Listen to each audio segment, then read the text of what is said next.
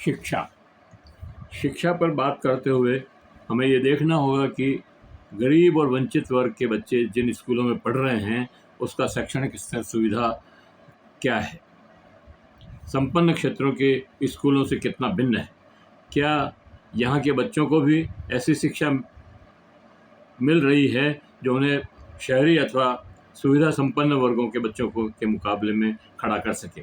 सच्चाई यह है कि इन दोनों क्षेत्रों में के स्कूलों के बच्चों के सीखने के स्तर के बीच ज़मीन आसमान का अंतर है। हमारे 8वीं पास बच्चे भी ज्ञान और जानकारी में विकसित क्षेत्रों के 3री-4थी पास बच्चों के सामने नहीं टिक पाते। चाहकर भी वे अपनी ज़िंदगी में कभी इस खाई को पाट नहीं पाएंगे। यह साफ तौर पर नज़र आता है कि शिक्षा व्यवस्था की यह असमानता यहीं के बच्चों के सामने आगे चलकर फिर मजदूर बनने के अलावा कोई और विकल्प नहीं छोड़ती।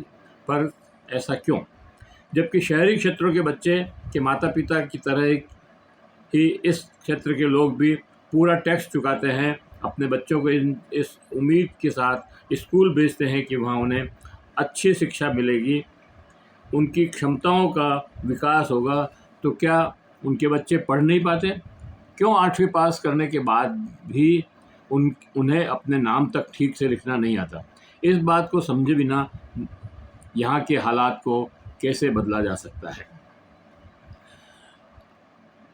समान शिक्षा अभियान इन परिस्थितियों में बदलाव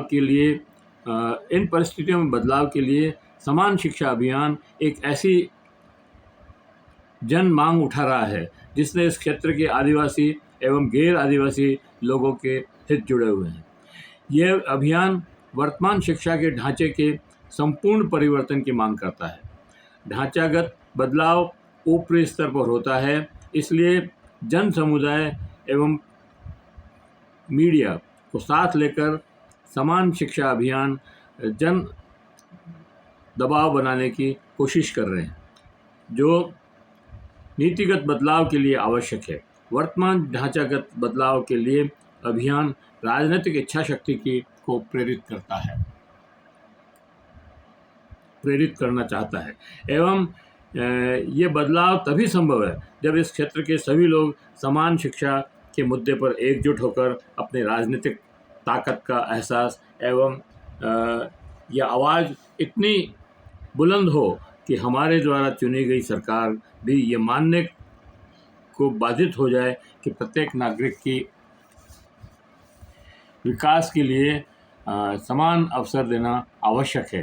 तभी शिक्षा की कल्पना हमारा स्वप्न साकार करेगी।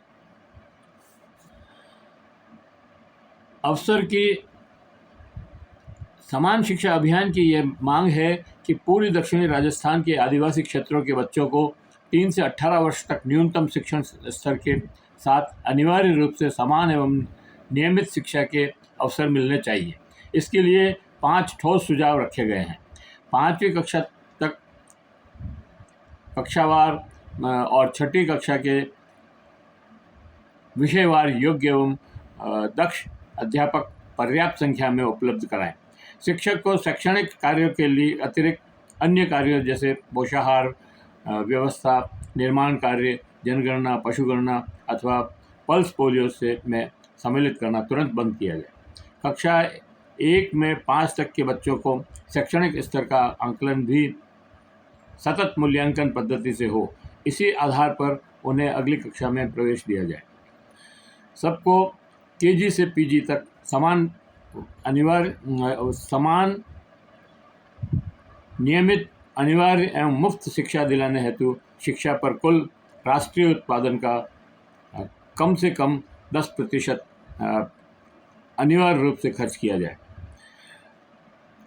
अलग अलग तरह की शिक्षा व्यवस्था को समाप्त कर संविधान के अनुसार समान शिक्षा प्रणाली अविलंब लागू हो, ताकि सुविधा संपन्न और वंचित दोनों तबकों के बच्चों को एक साथ बैठकर समान गुणवत्ता वाली शिक्षा प्राप्त करने का मौका मिल सके।